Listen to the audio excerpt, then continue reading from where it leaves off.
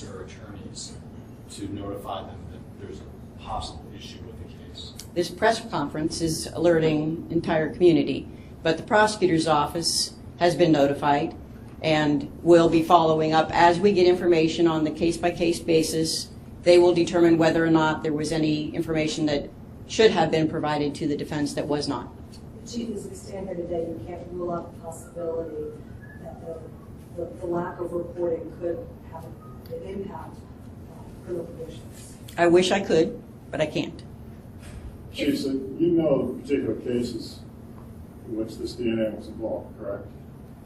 Well, we are going through the cases from 2013 back, and as we go through those, we're looking at the But results. the DNA is connected with the individual cases, particular cases, right? Oh, yeah. You know who those defendants are, right? Not necessarily. Not all cases have a defendant. I mean, some of these involve an unknown suspect. Some of the DNA was just the victims or witnesses. Many times it's a mixture. You know, if we all came through that doorway, there's a chance that we all touched that door and there would be a mixture of all of our DNA on that door. And sometimes that's the sample that they get. More often it's related to a gun or some other piece of evidence in a crime.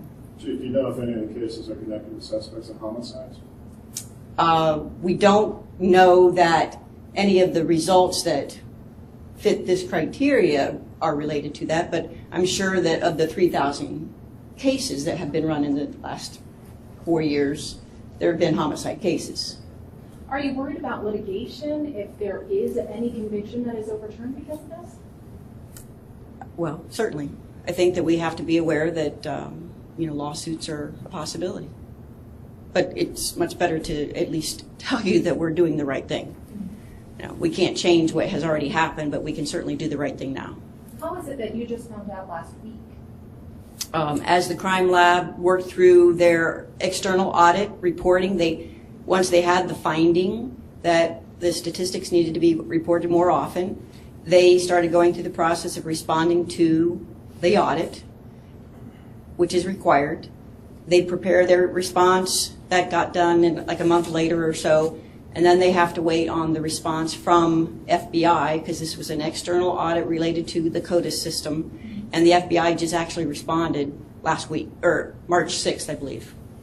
We have time for 2 more questions. So is the idea that there were suspicions or questions raised when this new person came in September and it took this long to get you to the point where her thoughts or I don't think I would label them as suspicions back then. She just recognized that what the standard was implemented in 2009 wasn't the standard that we were following all the time. I would not call it suspicions. What's the time period on the 3,000 cases? It goes back from when we found this in early September 2013 back to mid-2009. I believe July 1st is the date when this new best practice standard was introduced. All right. Well, were you disappointed that this wasn't put in place in 2009? I know your job is obviously to oversee the big picture, but standing here today, as you've now reviewed this for the better part of a week, are you standing here disappointed that we're at this point? Absolutely. I mean, as I said, our vision talks about being trustworthy and progressive. And so progressive means that you're staying up with best practices.